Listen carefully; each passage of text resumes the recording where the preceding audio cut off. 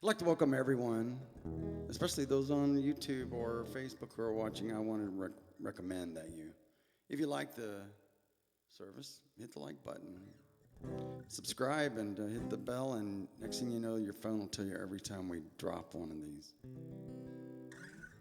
So it's a beautiful day in June, and here's a song I'm going to remind you that it all starts with you.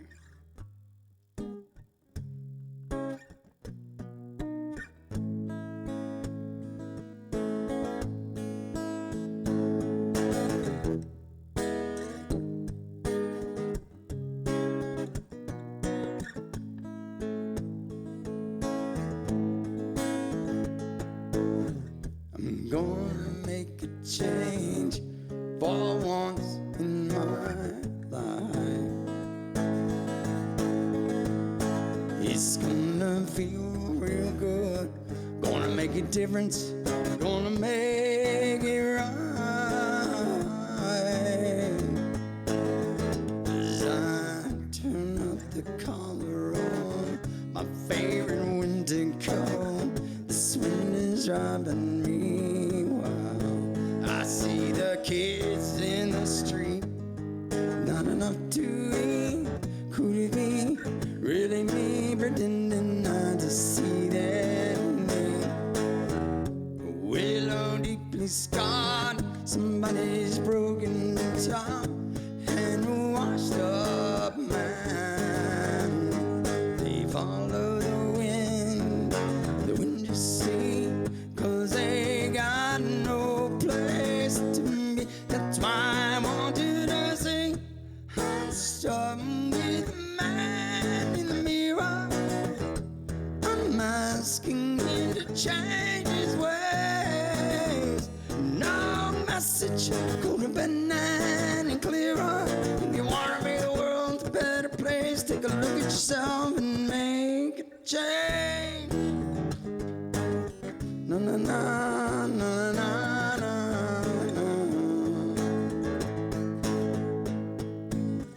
I've been a victim of a selfish kind of love. It's time that I realize that there are those that know not like nickels alone. Could it be really me pretending not to see that? Summer's disregard, broken bottle top, and a washed up man. They follow each other on the wind, you know, 'cause they got nowhere to go. That's why I want you to know I'm starting with the man in the mirror. I'm asking him to change his ways. No message could have been any clearer. If you want to make the world a better place, take a look at yourself and make a change. I'm starting with the man in the mirror.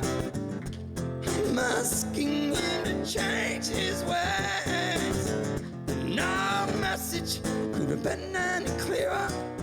If you want to make the world a better place, take a look at yourself and make a change. You gotta get it right while you got the chance. You can't close your mind, your mind, your mind, your mind.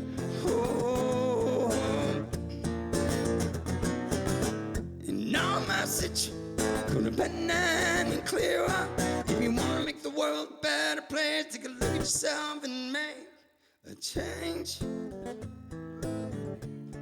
Na, na, na. Na, na. Thank you. Today I've chosen to share with you a little message from Christy Reeves, and it goes like this. Our emotional system has an inborn security mechanism. We want guarantees to succeed before we start. We want to be financially secure before we move forward. We keep waiting for circumstances to be perfect before taking a leap of faith. And we keep missing the unlimited possibilities They're waiting for us if we just have the courage to go for it. The universe is full of unlimited possibilities. As a part of this universe, we are connected to these possibilities at all times. All we need to do is state what we want, believe that it's possible, and be open to receiving. And so it is. And now we have the pleasure of listening to music by Steve Isaac.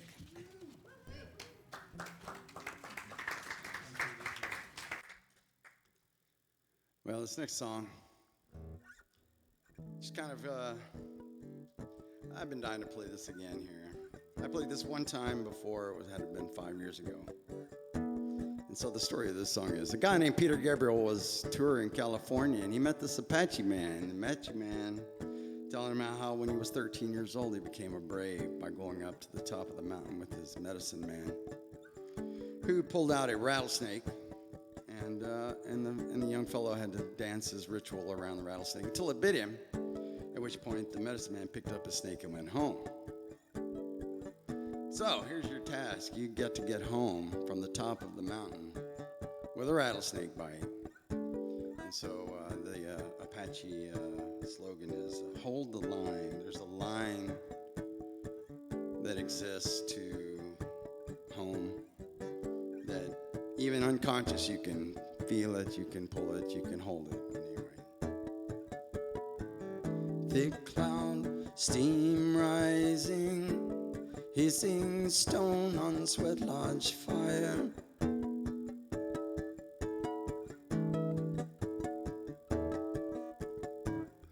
Around me, buffalo robe, sage and mandor on the skin.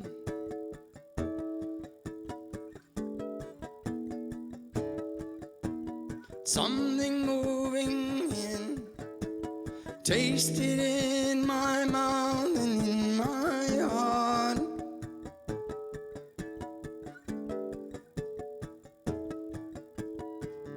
It feels like dying, so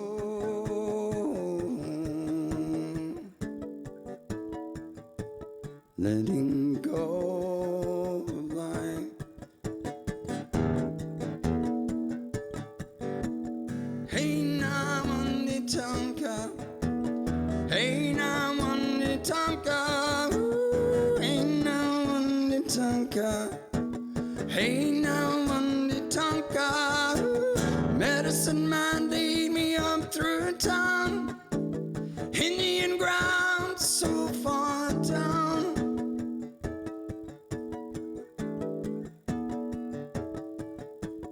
Caught up blind each house of bull, kids wearing winter wings, drinking cool.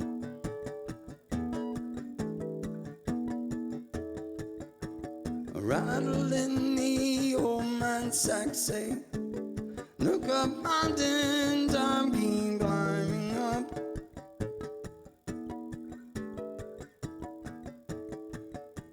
Way above us the desert snow, white winds blow.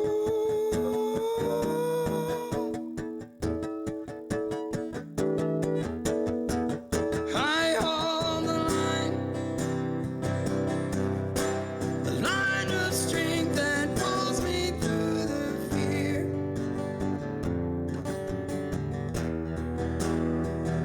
San Jacinto,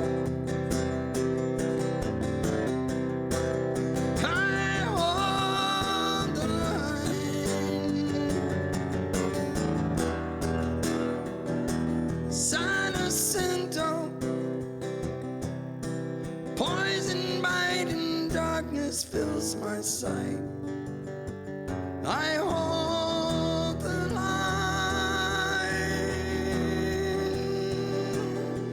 and the tears run down my swollen cheek. I think I'm losing it, getting weaker.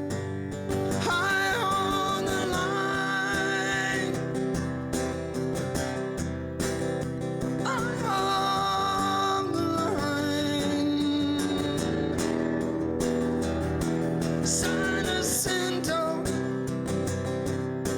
Yellow eagle flies down from the sun. From the sun.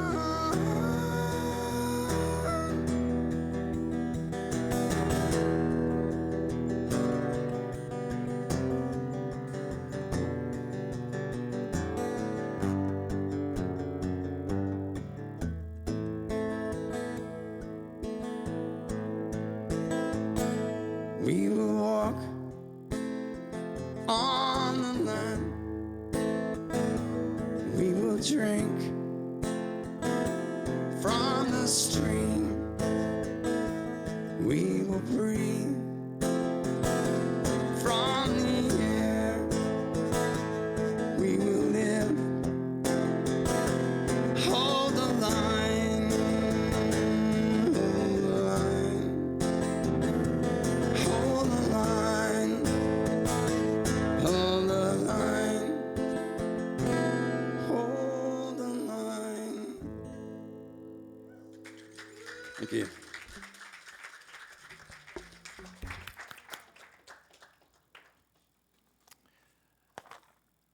Thank you indeed, Steve, for your inspired material and your soul song. Thank you. And good morning, hello to everyone. And especially a warm welcome to our community audience across our nation. My theme today, expanding, growing, and fulfilling, is a kind of overview of what we're going to be covering within the context of this month.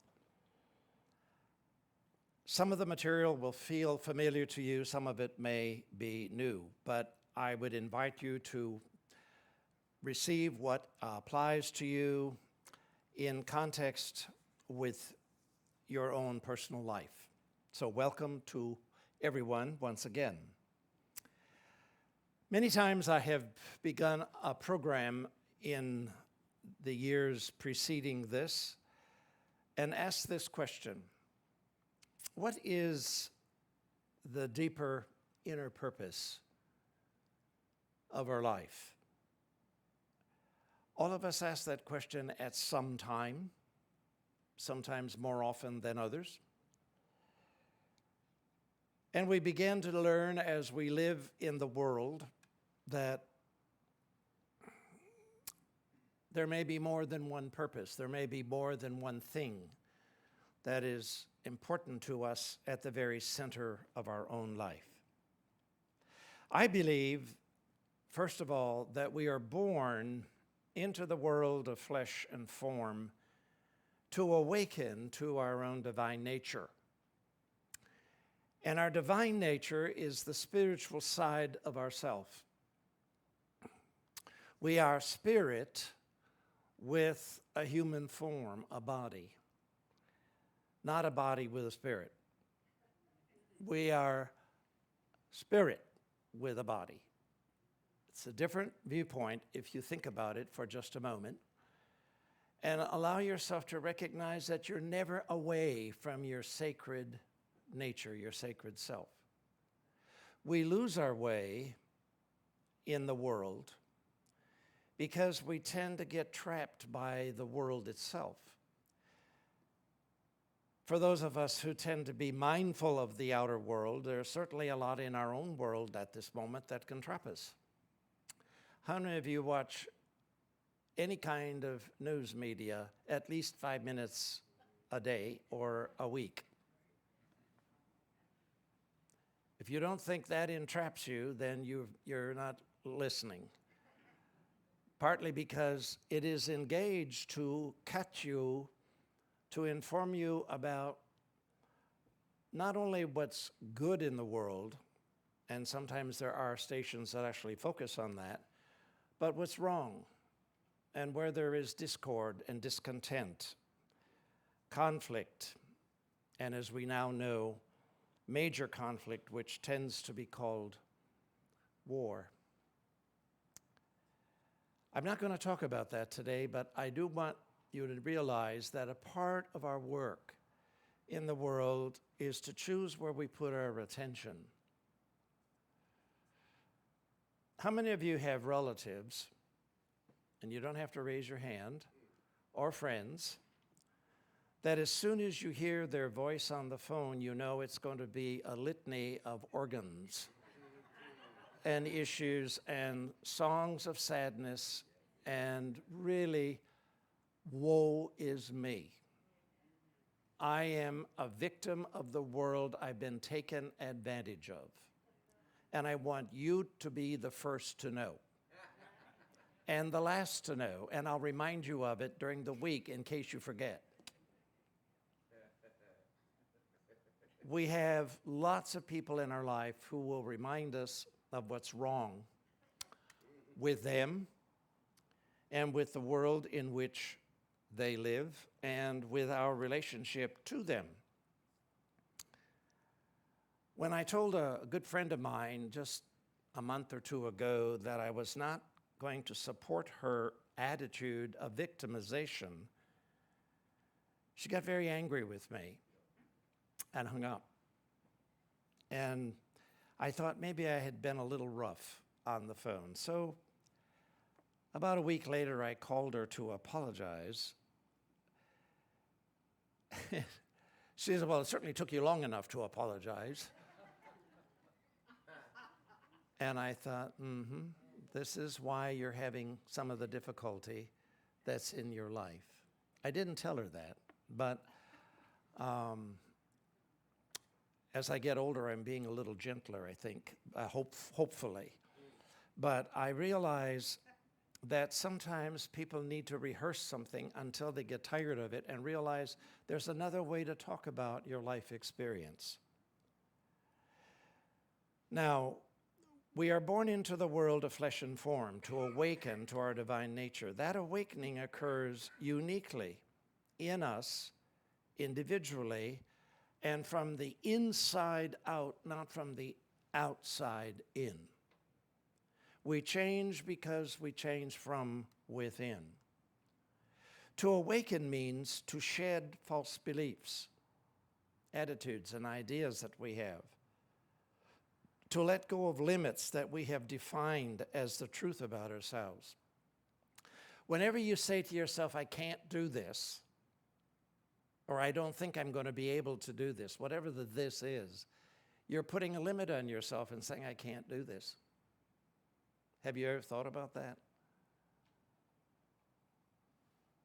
How many of you thought about it at least once? Okay, I can't do this. Now you may say, well, I recognize what my limits are. Yes, but are you and I willing to stretch our limits beyond what we say we can do? When I was in college, which is now a while ago, I had a lot of difficulty, and I convinced myself that I had a lot of difficulty with math. And everywhere I was going, as far as my college degrees were concerned, every single professor I talked to said, you're going to have math in your undergraduate degree. You cannot get a degree without it. And I thought, well, that's good. I'll just go to another school. So I moved from Wisconsin to Florida, and this first thing the college professor told me when I enrolled here, you've got to have math in your background. You seem not to have any in your background. And I thought, where do I go to get away from this? And I realized after I hit it over and over and over again, I had an attitude about math that was somehow limiting and inappropriate. And I said to the advisor at the time, what do you recommend for me to meet this obligation? And he said, I think you need to take a course in logic. Well, I did. I took a course. I had taken one in university where I had been in Wisconsin, and I failed it with a fine F. Only F I ever got in my college life. And I thought, oh my goodness, how did he know that? Well, he didn't, but he suggested that it would be included in the math requirements. So I signed up for it. As the universe works, I got a college professor who was teaching logic, who happened to be also a trial lawyer. Let me tell you, that was an interesting class. That man was one of the most interesting men I had ever met in my college life. We didn't become friends, but I learned a lot, and I went from an F to an A at the end of the course, simply because I changed my view that I couldn't learn this. And I found the way he presented the material to be useful to me and helpful in the larger scheme. I'm still applying some of the ideas that he presented to me even now, all these many years ago. Limits are set by us, not by other people.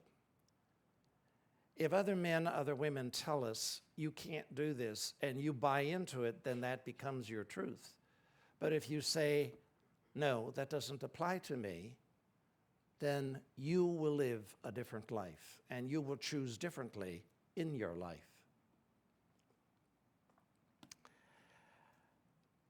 Another point of our purpose is to consciously recognize our authentic self, which is the real part of who we are, the spiritual nature that we have. And how do we recognize that? When we touch into this presence of God that is available to us within the very context of our life. When you and I touch into this context of who we are as the real man, the real woman, the real being, we're not identifying with the part of ourselves that the world approves of or doesn't approve of, or likes or doesn't like. There's always going to be someone in your family or in your friendship tie that doesn't like what you do, doesn't like who you are, doesn't enjoy your company for whatever the reason. You don't look right, you don't dress right, you don't talk right, you don't speak right, you're not married to the right man or woman or whatever. There's always somebody who approves of you conditionally. And you have to make a decision in yourself to say, I'm going to be the man that I need to be in the world, with or without the approval of the man or woman in my family that is mother, father, brother, sister, aunt or uncle, grandfather, grandmother, whatever. And that includes all the other men and women in your life as well. We ultimately have to come to learn that. I think another component of this awakening process is to be loving, compassionate, and accepting of our human self. How many of us feel, and you don't have to raise your hand on this, but just think about it for a moment. How many of us feel that we are accepting of ourselves when we mess up?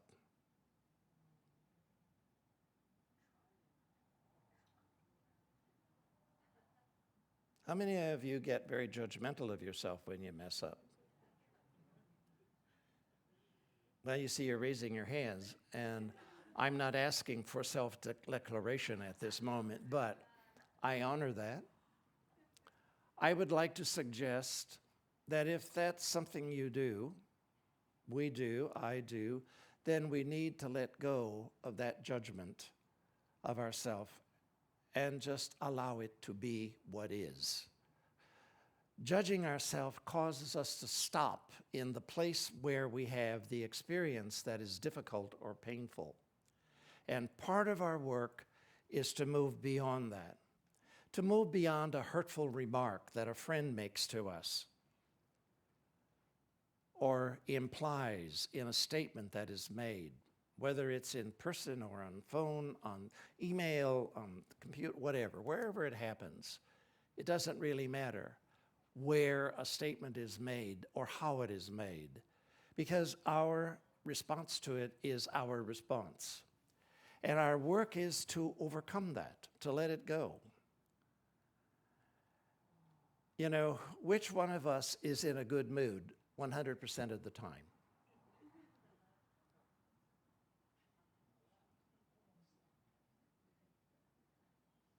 Do you announce to your partner, to your wife, to your husband, to your son or daughter or best friend, I'm in a good mood today, so you can say anything you want?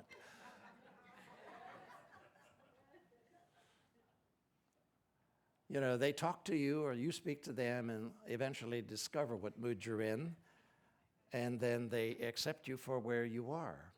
They accept each one of us for where we are. And part of our work is to accept ourselves, but also the other man, the other woman, the other person, the person that we think should be different, should treat us differently, because we're special. How many of us get caught in this wonderful thing, I'm special? Don't raise your hand, please. How many of you have a special friend? I have a special relationship with someone. Throw that away. Every one of us is special, and we all need a special man or special woman or friend in our life. Everybody needs it. And if somebody doesn't come up to you and say, you're really my special friend, then say it to yourself when you look in the mirror in the morning, before or after you take a shower. You need to be a special person to you. And in accepting your life, being special to yourself is important, because if we wait for someone to say it, under the right special circumstances to be special to this special man that we look for, a special woman that we look for, we may wait a long time. So say it to yourself. I go to the grocery store, as we all do, and weekly, when I'm here, I buy flowers. And almost always the clerk says to me, well, your wife is really going to be pleased to receive the flowers. And I said, yes, he is. And they look at me and their eyes get big. And I said, I'm buying them for me. And, oh, you mean for yourself? And, well, one lady said, well, why would you do that? Then she's changed. She said, I'm sorry, I didn't mean that. It's like, we can't buy flowers for ourselves? Really? When you go to the grocery store? Why does it have to be for another man, another woman, a child, or a birthday, or a so-called special event? We all deserve flowers in our life. Not just flowers, I'm talking about any kind of kindness and goodness that may come to you. Be compassionate to yourself wherever you are. Now, recognize there's a second thing that happens to all of us in our life once we really understand this growing and fulfilling dimension, and that's the role of change in our life, inner growth. Change is really the nature of living in the world of flesh and form. We all know that. And change occurs really whether we see it or not. Many of us see it in the physical sense as we look at our physical bodies and we say, well, this has changed, that has changed, yes. And in the outer world, we can do certain things about it. If you have enough money, you can change significantly. And I don't need to spell that out, but we all understand what that means. If you don't, you accept what is. But the outer world is indeed change, but the inner world is change also, all the time. And we are changing whether we see it or not. When we change inside, others change on the inside and on the outside too. So don't wait for another man to change, another woman to change. Change how you see it within yourself. Grant or allow others to grow and change also. Learn to accept everybody, that they are where they need to be and they are a divine work in process. You may not always approve of their process. I have found that a lot of people don't approve of my process, and some have courage to tell me so. And that's good. But that is not always easy to hear from people that love you or care about you. But recognize everybody is doing that, whether it's your family, your brother, your sister, your husband, your wife, your son or daughter, grandson or grandchild, whatever the relationship may be, or your best friend, however you define best friend. Third, allow people to be who they are at the time that you know them, that they are active in your life. Allow them. Allowing people to be who they are gives them permission to make mistakes. How many of us make mistakes? Nobody makes mistakes. I don't see enough hands up. Yes, all right. And it's, when we make a mistake, do we say, whoops, I goofed? Or do you put yourself down and shame yourself because you dared to make a mistake in the sight of God? God holds you lovingly in the palm of her or his or the hand of the Almighty. We are all loved unconditionally. We need, I believe, to allow space for ourselves to make mistakes, to change, and others to do the same. This is expanding in our life. The final point that I want to make today is, again, to remind you of the point I made at the very opening. We have a purpose here. Now, purpose is defined in a lot of different ways. It can be your professional work, being a teacher, a chemist, an engineer. It can be a philosopher, a writer, priest, politician, whatever. It doesn't really matter what your work is or how you perceive it in the world. That's one form of who you are in the outer world, in this world of flesh and form. But who are you also spiritually to the world in which you live? How much of an influence does your spiritual nature make in the lives of the people that you associate with?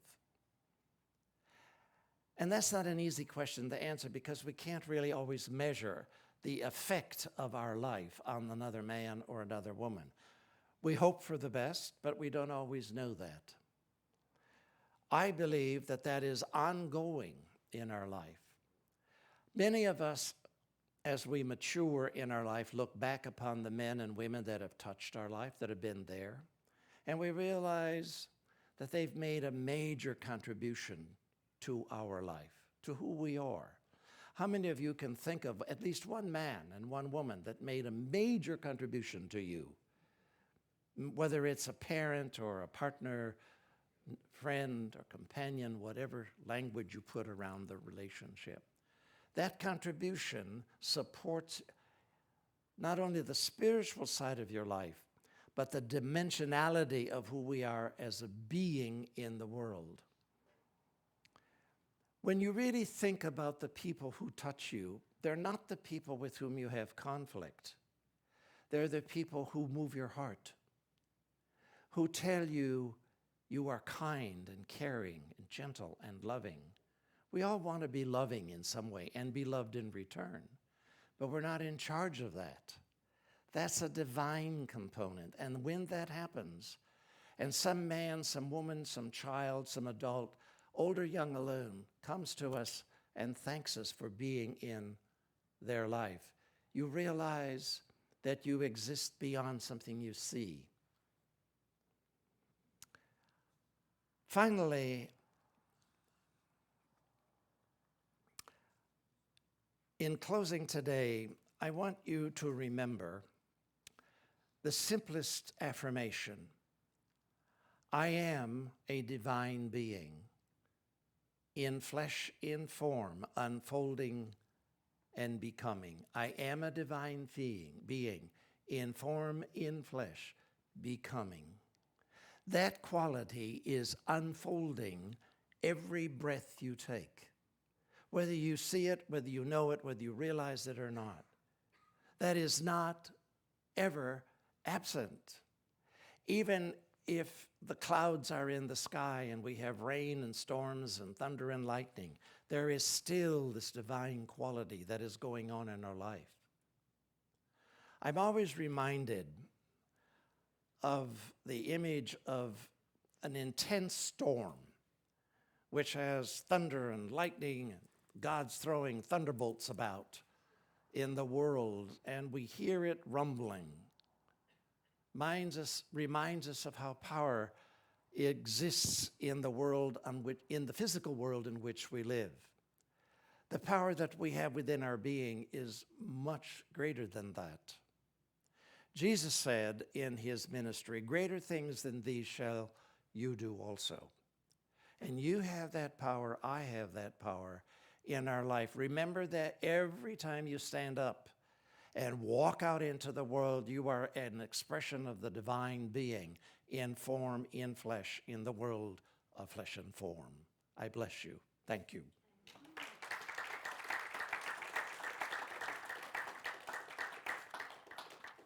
And now, as we come forward at this time in our congregation, I invite our ushers kindly to come forward.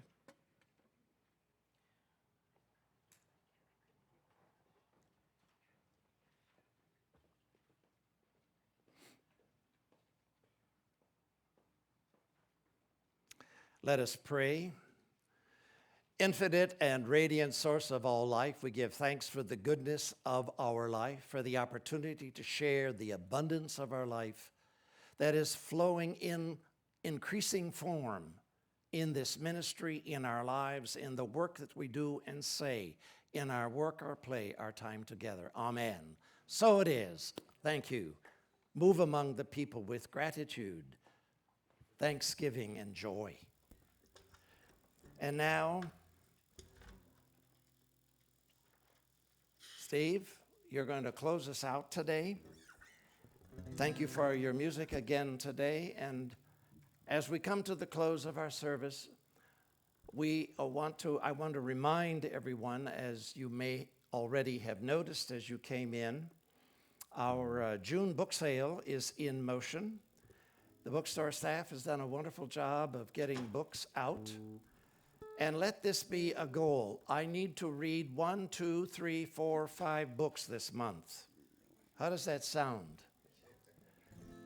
Now, some people say, I don't read books anymore. I suggest that you reconsider that. They are going to be with us for a long time.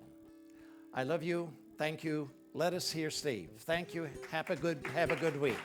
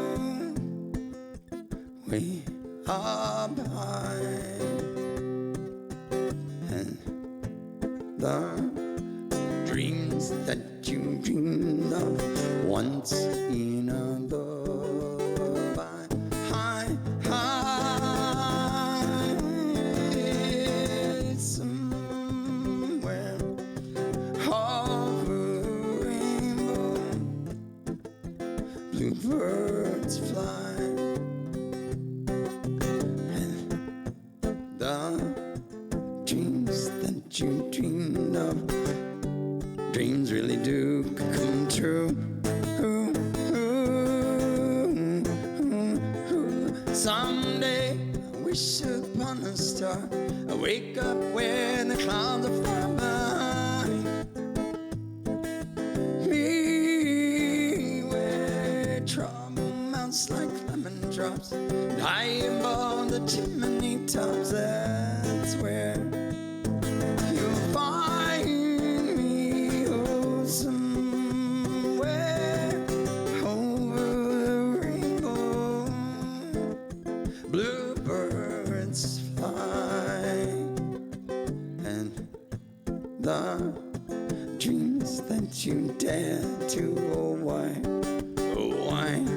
can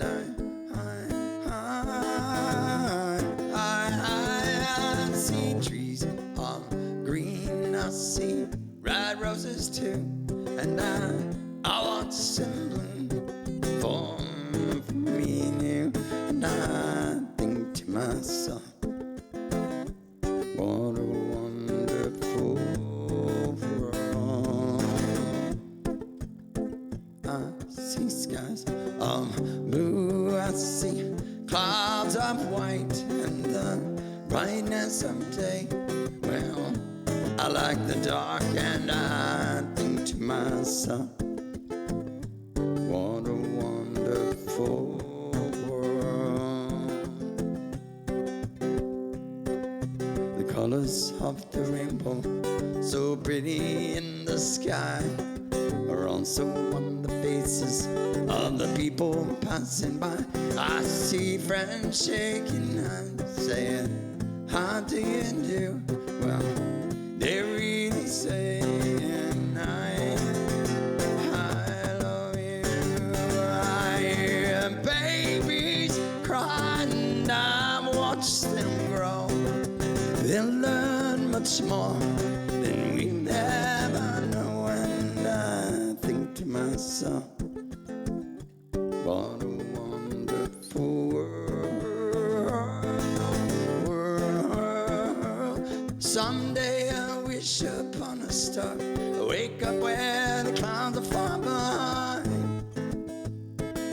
Be where trouble melts like lemon drops, and high above chimney tops, that's where you will find me. Oh, somewhere over the rainbow, bluebirds fly, and the dreams that you dare to, oh why can't I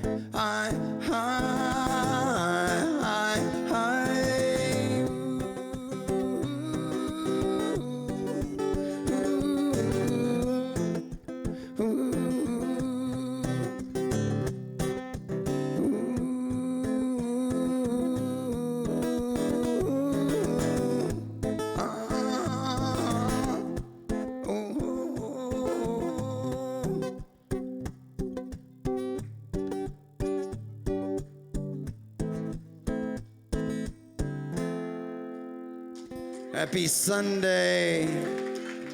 Get well, Carol. So just a word, just a quick word. You know, I host an open mic on Sunday nights out near Tyrone Mall. Ask me about it if you want to know. But if you have like grandson visiting who really wants to get out and perform for the family or anything like that, bring them out there. Bring them out there. I'll put them up there. I'll give them my guitar and they can do whatever they want. It's open mic night. All you got to do is show up and sign up. You're in.